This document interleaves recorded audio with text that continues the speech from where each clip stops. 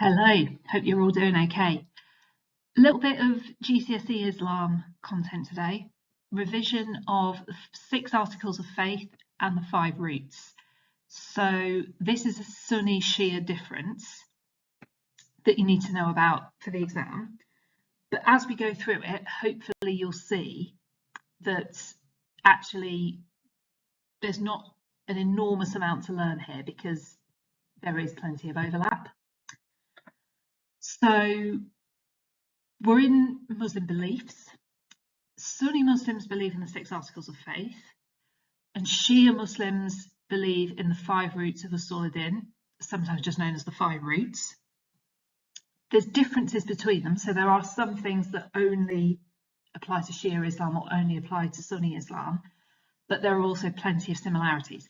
I would say the most important different one is probably the imamat, which is a Shia thing, and I'll talk a little bit more about that as we go through. All right, so I just want to start with a bit of a misconception that comes up a lot.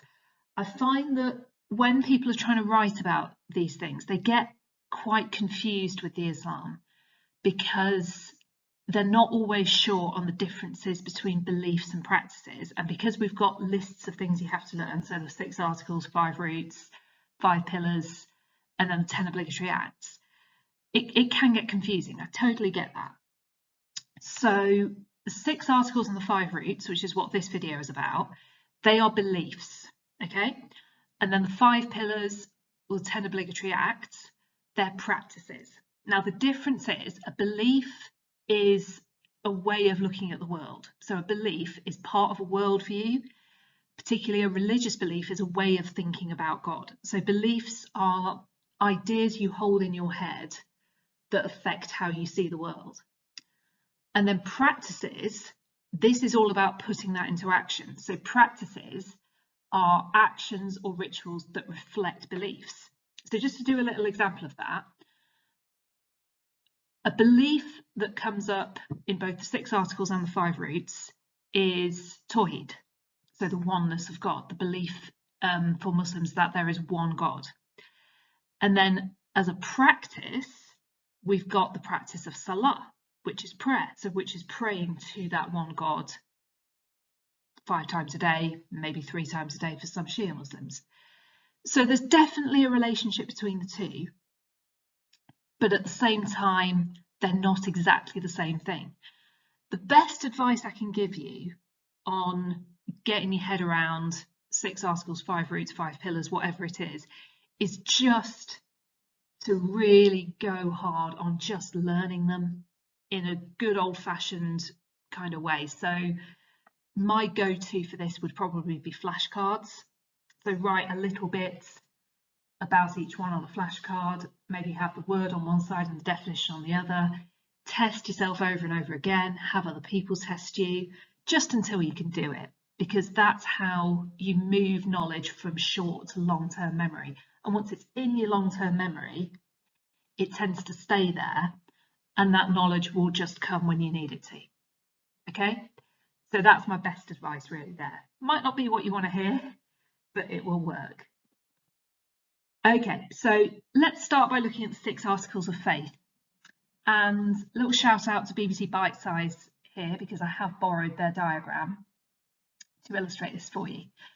So the 6 articles of faith, an article of faith is a belief. So these are 6 key beliefs of Sunni Islam. So you probably remember Sunni Islam is the form of Islam followed by probably about 80% of the world's Muslims. So these are very, very widespread held beliefs in Islam. It's a good idea to learn the Arabic names for them. I think examiners are quite impressed when you can use the Arabic names and use them correctly. The 2 that I would definitely learn in Arabic are Tawheed, the oneness of God, and Akhira, which is afterlife. Now, I apologise for my Arabic. Your teachers and friends and even you might be able to say the Arabic much better than I can. So I apologise for that. But the most important thing is that you can write it down, is that you can get the spellings right and get the right word to the right translation. That's the most important bit. Okay, so let's go into it a little bit more on each of these 6 articles. So the first one, Tawheed, or belief in one God.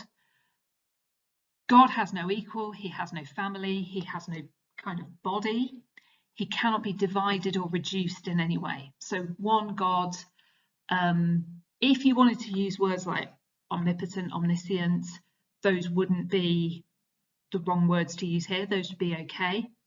It's just really establishing this belief that Islam has one God, and the oneness of that God is represented in things like all Muslims standing shoulder to shoulder to pray facing the Kaaba, because the Kaaba actually represents this idea of oneness of God as well. Second one, Malaika, angels. Belief in angels is quite important in Sunni Islam. Little bit less in Shia Islam, although you will find Shia Muslims who do have this belief in angels, but it's kind of codified and made a little bit more important in Sunni Islam. So angels are a way that God interacts with the world, in a way. God can't be understood directly by humans because God is too great. So angels are a means of communicating with the prophets. And an example of that would be the angel Jibril revealing the Quran to the Prophet Muhammad. Angels were the first being God created, and they must obey God. They have no free will. So they're almost like God's servants. Holy books, Kutub. The Quran is the most authoritative, but Muslims also take guidance from the Gospels and the Torah because they contain stories of the prophets that came before Muhammad. There's also a lost holy book known as the Scrolls of Abraham, which again forms part of the history of Islam. And you've got to remember that the history of Islam is also in many ways the same as the history of Judaism and Christianity. Those 3 religions come from common roots. Prophets, understanding that prophets are the messengers of God, but the prophets are not worshipped, only God is worshipped. The prophets were human beings, they had their flaws, they weren't perfect human beings. We can particularly look at the idea of the prophet Adam there, bringing sin into the world, but then repenting and learning from this. Afterlife and judgment, Akhira, the belief that everyone will be held accountable for their actions after they die. So it matters what you do, and it matters what you think, because that's seen by God and it's recorded by the angels. So there is an afterlife, but what kind of afterlife you have depends very much on how this life goes. And then finally, Al-Qadr, predestination. This is a tricky one because this can be a little bit conflicting with the idea of free will. Most Muslims do believe that they do have free will. You'll find some that don't believe that, but many Muslims do believe in free will, but that God has a divine plan for everything. Now, at GCSE level, you don't massively need to get your head around how that works, but the simplest way I can put it is to say, God has a plan for everything, God sees everything, God knows everything, but he doesn't force people to make choices. People make their choices freely, and therefore God can judge them for it. Okay, now here, what I've done, and I'm not going to go through this in massive depth, but you could take a little pause and have a look at this on your own if you wanted to. Quite often at GCSE, you get questions about how does whatever influence Muslims or influence Christians. So I've tried to put the 6 articles of faith here into a form where you're looking at the influence on Sunni Muslims. So in other words, if a Muslim believes in Tawheed, Malaika, Akhira, whatever it is, what does that mean for their lives? What will they do differently, or what will they think differently than someone who doesn't believe in that? So this is well worth having a good look at. A lot of it has to do with believing that God sees everything, God watches everything, therefore it matters what you do, it matters what you think. Just to take the first example, God has absolute power, God is one. So Muslims know perfectly well that they should not worship anything or anyone else. If they were to do that, that would be wrong. And you could even take that a step further and say an influence that we can see in real life is that there are no images of people or animals in mosques or masjids, Muslim places of worship, because if there were, that might be misleading and might make people think that images should be worshipped. Obviously they shouldn't be, only God should be worshipped. So I'll leave you with that. You get the idea. All right, so let's move on to the 5 roots in Shia Islam. And again, I've borrowed this from GCSE Bite Size on BBC. That's got some really, really good stuff if you want to check it out if you haven't already. I'm a big fan of BBC Bite Size. So these are known as the 5 roots. And helpfully, we've got a diagram of a tree because the roots kind of feed into the tree. They help it grow. And you can probably see straight away, we've got some similarities. We've got Tawheed, we've got Nubuwah, which is the prophets.